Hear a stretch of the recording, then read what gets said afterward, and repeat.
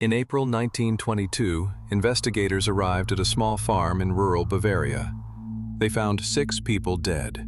The family, the maid, a 2-year-old boy, all murdered with a farming tool called a mattock. No witness, no forced entry. But what they found inside the house was even more disturbing. The food had been eaten, the animals had been fed, smoke had been seen from the chimney. The family had been dead for days, and whoever killed them had never left. The farm was called Hinterkaifeck. It was not easy to find. Surrounded by forest on 3 sides, no one would hear anything at night. 6 people lived there. Andreas Gruber, his wife Cecilia, their daughter Victoria, her children Maria and Joseph. There were rumors about the family, but nothing was ever proven. Then came the maid.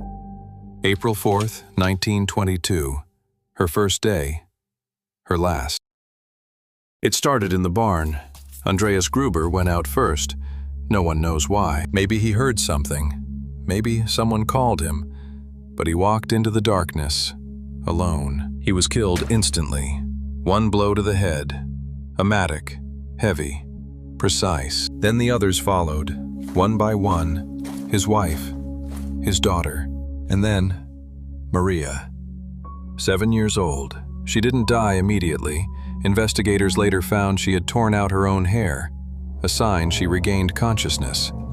In the dark, surrounded by bodies, she was 7 years old. The killer then entered the house. The maid was in her room. She never saw it coming.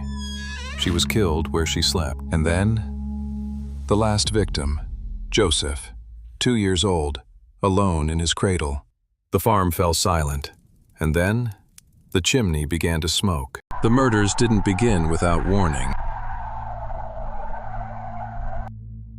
In the weeks before April 4th, Andreas Gruber told neighbors something was wrong. He found footprints in the snow. They came from the forest and led directly to the farm, but there were no footprints leading back out. Whoever walked to that farm never left. Andreas searched the barn, the shed, the attic. He found no one, but he found something else. A newspaper. A Munich newspaper. No one at the farm had ordered it. No one knew where it came from. And then there were the sounds. Footsteps in the attic. Not every night, but enough to terrify the previous maid. She quit her job months before the murders. She said the house felt wrong. She refused to return. But the family stayed. And on April 4th, 1922, Maria Baumgartner arrived. It was her first day working at the farm, and her last.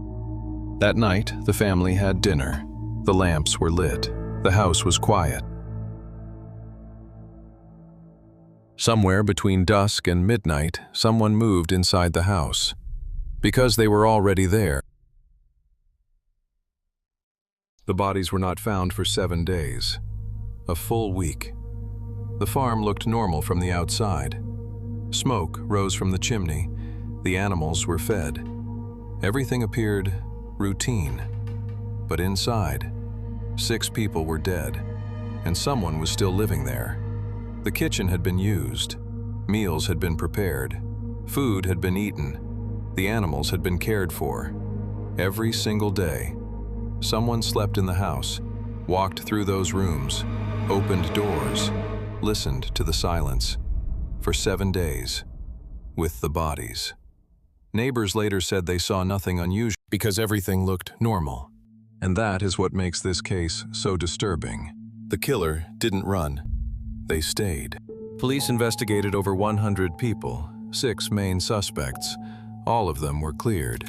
No arrest, no confession, no answer. The farm was later destroyed, erased from the land, as if it had never existed. But the questions remained. Who was inside that house? How long had they been watching? Why did they wait? And why did they stay? For over 100 years, this case has never been solved. Because somewhere, someone knew the truth, and they never told it. What do you think happened? Tell me your theory. And if you want more stories like this, you know where to find us. See you in the dark.